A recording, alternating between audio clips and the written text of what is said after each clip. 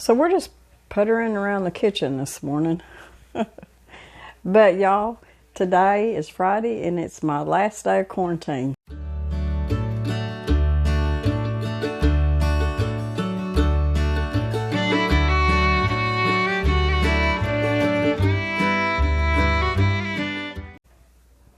And I'm so happy. Mr. Brown, of course, he went back to work Tuesday, and he has been feeling pretty weak, but he's doing better. He went back to the doctor Monday, and they did tell him that he would feel weak for a long time, that this stuff just really brings you down that much that it's going to take a while for him to get all his strength up. And he has had a few side effects, just joints hurting really bad. Now, he is still coughing, but they said he doesn't have any pneumonia, but he's just congested at this point, and they give him some more antibiotics. And, of course, Mr. Brown, that whole time that he had it and was really sick, about third day, you know, he was getting up and he was going out and he was walking and he was really working his lungs, and he done that, you know, every day. So I think that helped him a lot. He come down with some kind of rash, and he still has this rash, and it's on his face and across his chest. And I don't remember Mr. Brown ever having a rash for any reason. So I think it has something to do with some of the side effects. But he is doing better, and we thank everybody for y'all's prayers and your get well cards and everything. So I'm just puttering around today because I will be going back to work Monday. And I noticed when I was going through my pantry, like you need to, I try to do it once a month. And since I was in quarantine, I thought this is a good time to get all this done.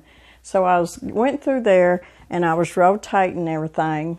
And I even brought some things out of my buckets. And I know y'all seen my pantry video that I store a lot of things in buckets with good lids on them. But so I even brought them out, so I'm going to start using that stuff. And then, you know, start refilling again, because you have to rotate your pantry, because you'll forget half of what you got in there.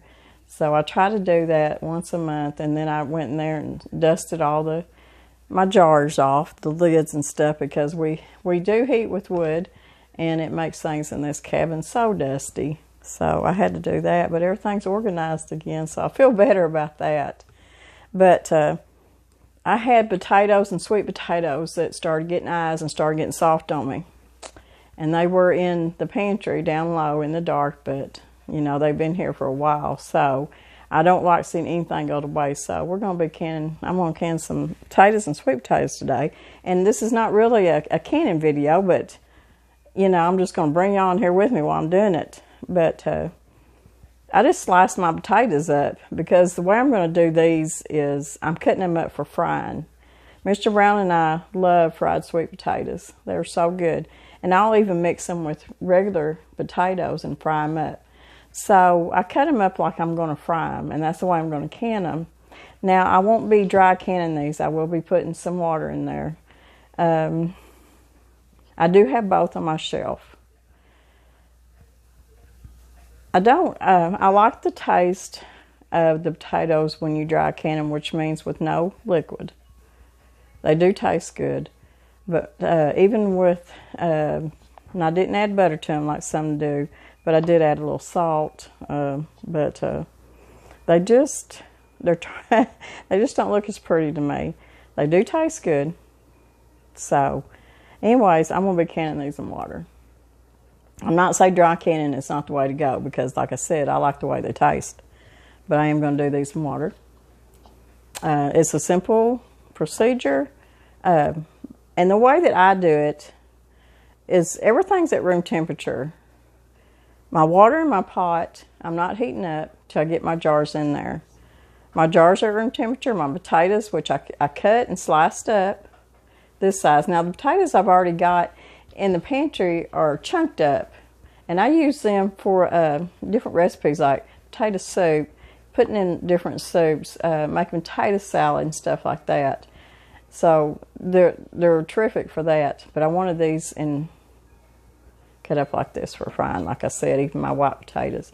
And for some reason, you know, I don't want fried potatoes, and that's all that's left on my pantry shelf. I can still use them for other things, but this is just handy to have them already cut up like that. And to come in after work and you're wanting some fried potatoes and sweet potatoes, all you got to do is open that jar up and drain them good, and just let them sit there and drain some of that water off real good, and throw them in that skillet, and they're fried up in no time, and they're really good. So it's a really good thing, especially when your sweet potatoes and potatoes are starting to go the other way. So we want to take care of them. We sure don't want them to go bad, because we always like to preserve our food and keep it all winter. And by the time we get all of our potatoes and sweet potatoes ate up, we'll have other potatoes coming up. And so it all seems to, you know, the circle of life, it just seems to do well. So by the time we get our pantry kind of ate through, then we got vegetables coming out of the garden. And I just think that's wonderful. So my jars are at room temperature. Potatoes are at room temperature. My canner's at room temperature. So when my hands are clean, so all I'm going to do, and you can mix these potatoes. You can mix the white potatoes and you can mix the sweet potatoes in the same jar. It's not going to hurt nothing. So that's what I'm going to do, because when I fry them up, I like to have a little bit of both. And I'm doing them in wide mouth quart jars, because that usually makes enough for me and Mr. Brown to have.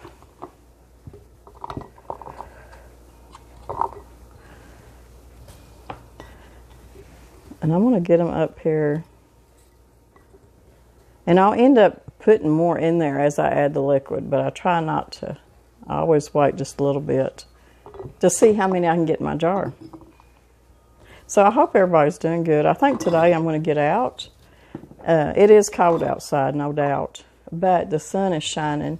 And I've got, if y'all seen my video about a week ago of planting my seeds and stuff, well, they're up. And I'm so glad, because I think every seed that I planted came up. And they're out in the greenhouse. Now, I do have a heat lamp on them because it's been getting down to 20s. But as soon as it warms up, that heat lamp's coming off. I don't like using electricity like that, but we need to get our seedlings up too. So they are up. And today I've already been out there one day that it was real nice outside, and I wouldn't have to do so much inside. And I repotted in 3-inch pots in my seedlings. So that's what I'm going to be doing today, because I've got a bunch of them replant. And once they get big enough, it should be time to be getting them out in the kitchen garden. So, and everything I've got planted right now is cold weather crops. It's broccoli and cauliflower and Brussels sprouts.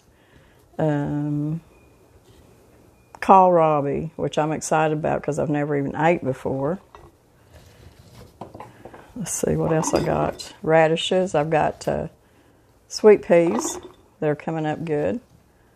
And I will be doing this at stages, because I'll be putting these seedlings in a 3-inch pot, and then I'm going to replant my seeds and let them be coming up too. So I'll have my seedlings coming up in different stages instead of all at once. My high tunnel, I've got lettuce out there right now. I've got lettuce and dill and parsley, carrots. Did I say radishes? And I've got some spinach out there. I've got different kinds of lettuces. And you know, it's just so nice to have that kind of stuff that you can just go out during the winter and just get what you need. It's so nice. And I've not got the plastic on my high tunnel right now. What I've got is I've got my plants covered up with an insulated row crop cover, and it does a wonderful job. I buy them off Amazon, and they last. We take care of them, and they last us a good while. and they just do a wonderful job of getting your greens and stuff through the winter when it gets down below freezing. Oh, I've got cabbage planted that come up. So I've got a lot of replanting to do in bigger pots till they get to the size of replanting them outside in the garden. So I'm just going to finish filling my jars up here. I'm standing here talking. When I talk like this, I forget what I'm doing. What I'm doing is I'm just putting a little bit in both right now because, like I said, we like them fried up together like that. Throw you in some onions, even some bell peppers if you want to. But when I've got the sweet potatoes, I just like the sweet potatoes and onions fried up. Whew, I'm telling you. It's so good. And I just got my old Presto canner out here. He's been good to me all these years. And I probably have to do 2 batches. I just didn't want to get both canners out right now. I've got enough time this morning to get them done. So I'm not anxious about it. Once they come up to pressure. 10 pounds of pressure, and usually here it goes up to 11, and it's just nothing I can do about it. And we have discussed that. But I don't know if it's my stove, because I keep it, even on this back burner, it's on low once it gets up to pressure, and it's still, I just can't keep it at 10. It wants to go to 11 all the time, and it may have something to do with my altitude up here in the hills. But either way, my stuff does well canning, so it's just something you have to work out in your altitude, because I've never had it to be perfect. Never. Okay, well, I say that, and I think when I can outside on the back porch, I was canning beans or something, and I think I had it. In fact, I think the old stove actually does better. For some reason, the heat's just right and holds it at the right pressure. But either way, it gets canned and everything's good. So what I'm going to do is put me about a teaspoon of salt. Some people put it in the bottom before they put their vegetables. I just put it on top. And then when I add my water, it just kind of brings all that salt down through there. And like I said, I don't have my pressure cooker on yet. That wasn't quite a teaspoon. Because, excuse me, when I found that when I can potatoes, and I even do dry beans this way, if I bring everything up to pressure and everything up to the same, to the heat together, everything's, the same temp, it seems like my potatoes don't get as mushy on the bottom. So, I don't know.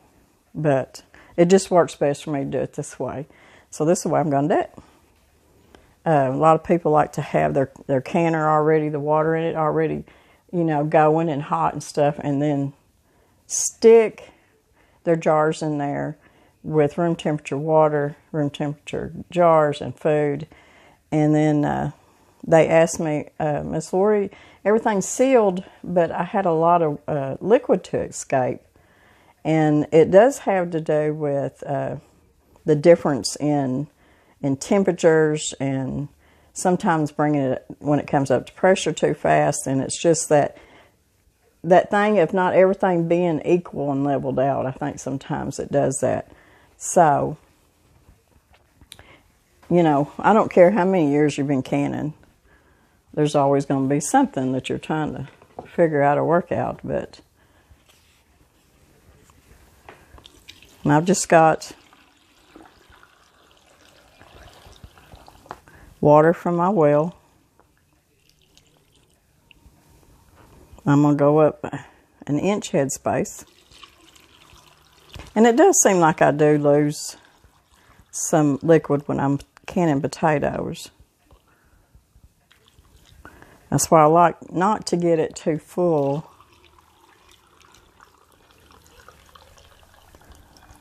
So I hope everybody's doing good. I know there's a lot of people getting a lot of snow and stuff. Y'all know how much I love snow. I'm the kind of person, if it's going to be this cold, just give me some snow. But I can tell you, it makes me feel good to see the sun shining like it is today. And it's so funny, I've got this little solar powered water fountain in the corner of my greenhouse. And it didn't cost very much. I got it off Amazon, but I just wanted one in there just to listen to when I'm out there puttering around. And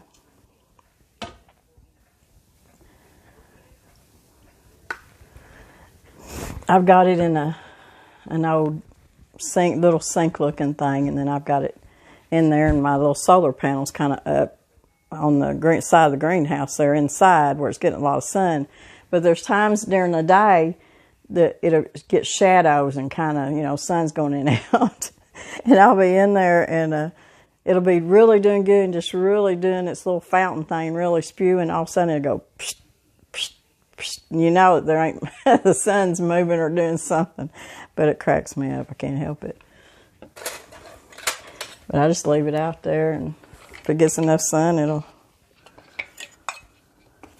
So I'm going to get me some vinegar and get my rims cleaned, and then we're going to get them going. I got to get this stuff going, y'all. Okay, I got it back here on the stove on medium-high heat. We're going to let the steam start coming out here in just a little bit, but it's going to take a little bit longer because everything's at room temperature, and I want it all to come up together. So it will take a little bit longer than if everything was heated and hot in there. So once it does that, we'll let it steam for 10 minutes, and then we'll come back and put our gauge on. We'll let it get up to 10, it usually goes to 11 pounds of pressure, and then we'll time it for 40 minutes. So, anyways, let's go out and do something.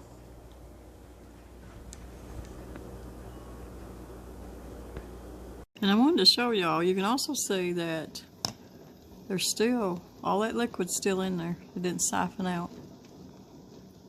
So that's why I do the method that I do.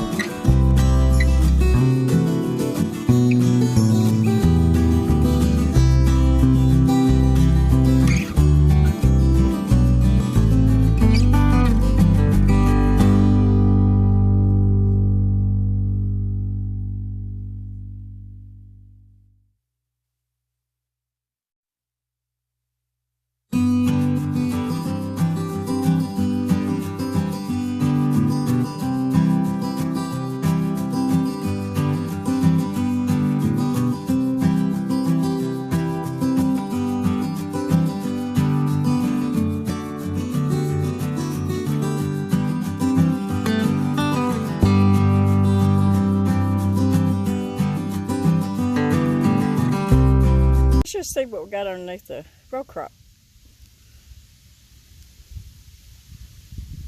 cover. Right there you can see I've got a bunch of parsley, and I done been cutting on that.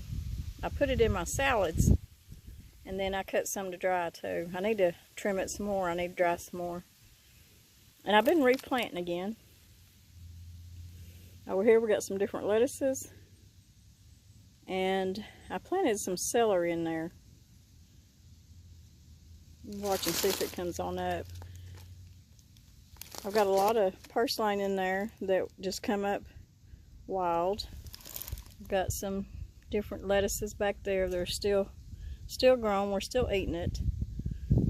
These little sad carrots, because I thinned out my other carrot bed and transplanted them in here, so they look kind of sad right now. Maybe they'll perk up a little bit. You can see I planted some in here too. Then I've got some dill in here that's doing good. I'll come out and trim it every once in a while. I need to trim some more and dry it.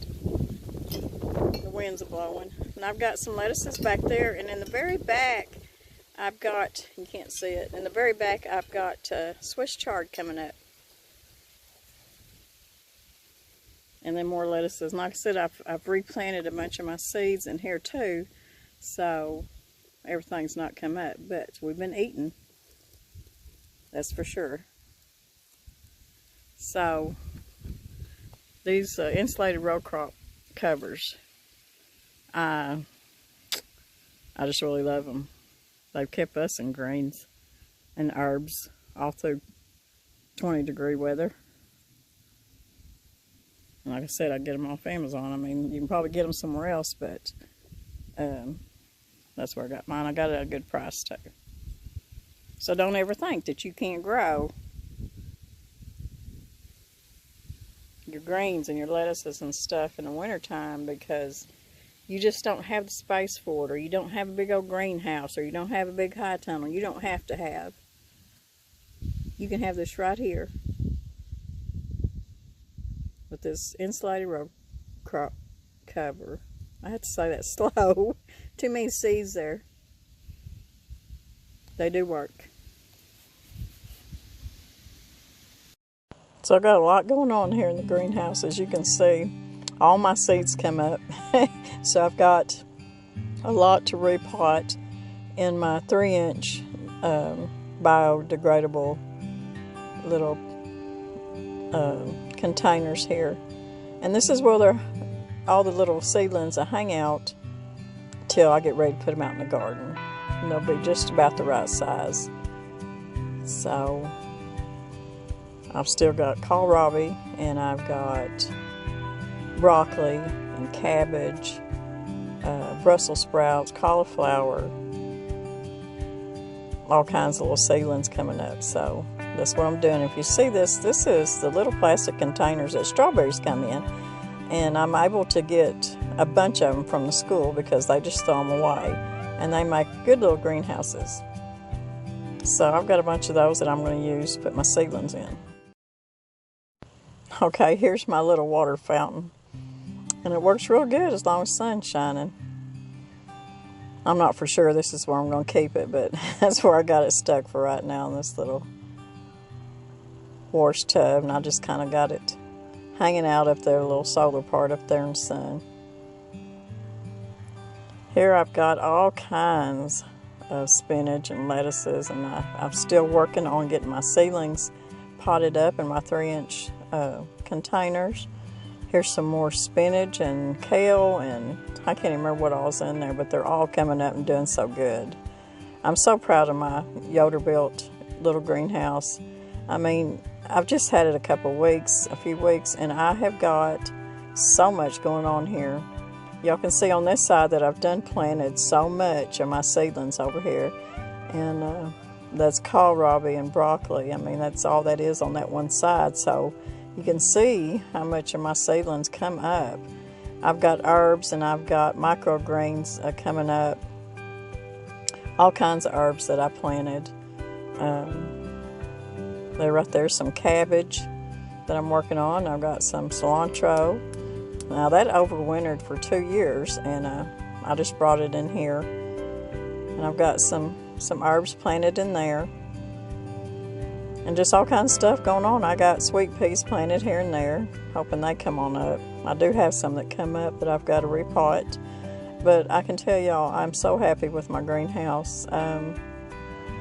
It's not only my little piece of serenity in here. It's just I spend at least 2 hours in here and never leave it.